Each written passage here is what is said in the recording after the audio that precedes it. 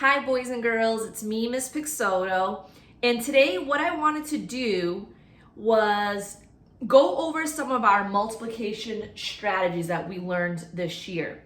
So on this poster I have 4 different strategies. We have the distributive property, partial products, area model, and algorithm. And we're going to take this 2 by 2 multiplication problem. We're going to use that same problem to show you how to come up with the same product using all of these different strategies. And if you look at that number, those numbers, 12 and 87, they're very significant. I want you to think for a little bit. What does the 12 represent and the 87? Knowing that Miss Pixoto likes sports. If you guess that 12 is Tom Brady's number and 87 is Rob Gronkowski's, then you were right. Even though they're not on the Patriots anymore, those two were my favorite players. All right, let's get started. So 12 times 87, we're going to do the distributive property. And this is what you would do. So I'm going to write down 12 times 87. And distributive means that you're going to be distributing each of those values. So the value of this digit is not really 1, it's 10. So that's going to be 10. And I like to draw arrows. I'm going to do it below so you can see it. And I'm going to multiply that value. That's not an 8, that's actually 80. So 10 times 80, put those in parentheses, plus, so now we're done with that. Now we're going to go, we did 10 times 80, you're still going to take the 10, and you're going to multiply that 7. It's in the ones place, so that's 10 times 7, put in parentheses, plus, now we're going to go to this value. Is that 2 or is that 20? It's 2. So that's 2 times 80. See if I can squeeze this in. Plus 2 times 7. 2 times 7. And what we're going to do with each of those partial products is we're going to find the actual product. And I always tell my students, think of strategies. I'm going to underline the basic fact. 1 times 8 is 8. And you know that the 2 zeros make hundreds. So the answer is 800 plus, what's 10 times 7? You can do the basic fact, but you should know your tens tables and you get 70 plus 2 times 80, underline the basic fact, 2 times 8 is 16, and we have 1 0, which means 110, plus, and now 2 times 7 is 14. And with each of these partial products, you're going to add them together. You can use some strategies. So a strategy that I'm going to use is 800 plus 160. That's 960.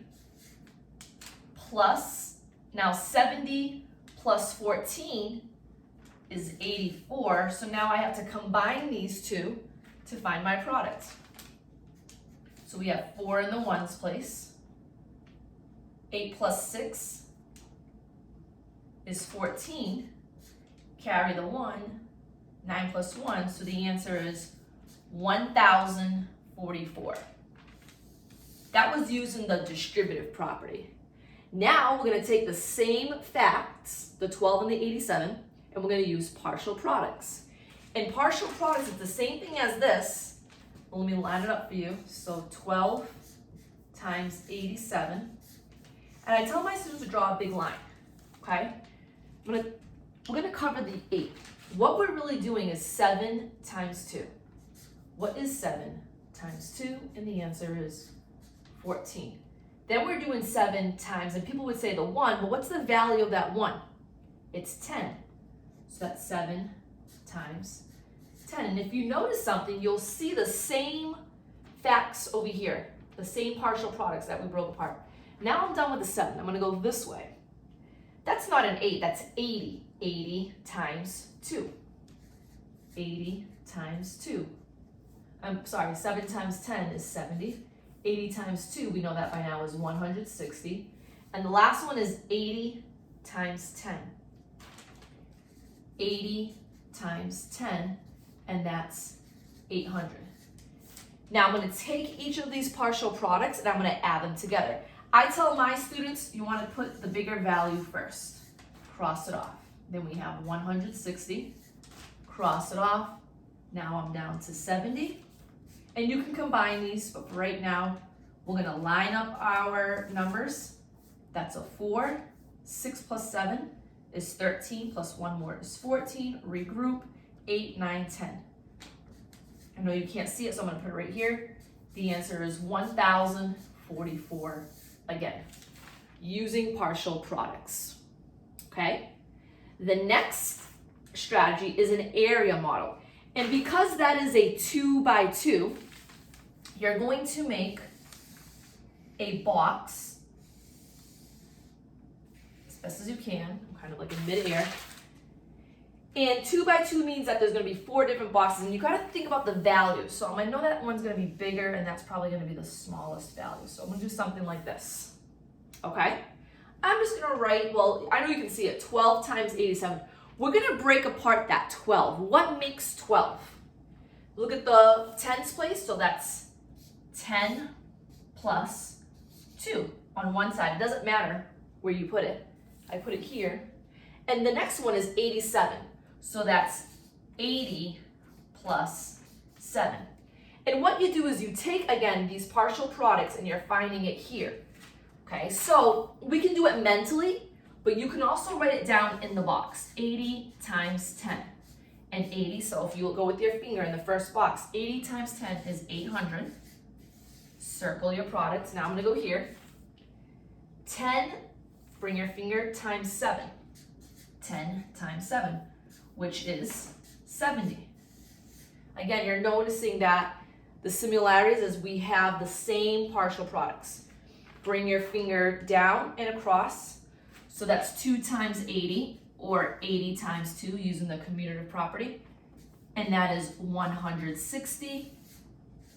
And the last one's always the easiest, that's why the box is small. Think about the values, 800 is big. Then we have 160, 70, and 7 times 2 is 14. Again, you are adding those partial products. So 800 plus 70 plus 160 plus 14. Use your strategies. I can add these two. I'm going a little bit lower. That's 960. 70 plus 14 is 84. We're going to add these. Okay. I know you can't see it, but 960 plus 84 is 1,044. And let me show you what I did there. 1,044. All right. Last strategy that we're going to use is algorithm. Now, this is the way that I was brought up. We basically just multiply knowing just the number. And let me explain what that means.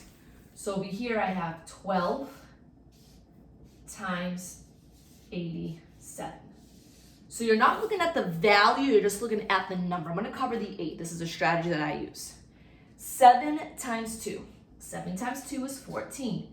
Put down the 4 and you regroup that 1. I always tell my students to put a plus sign because you're changing from multiplication to addition.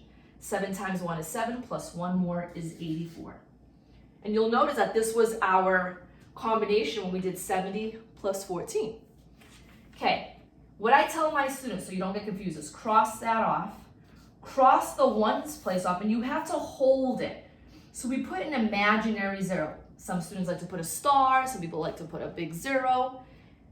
Because when I start finding the values, it's almost like I know you're moving, you're shifting. You're shifting from the ones place to the tens place. So now I'm putting my answer here. 8 times 2 is 16, but I just can't put down 16. You put the 6 and you regroup that 1, so plus 1. 8 times 1 is 8, plus 1 more is 9.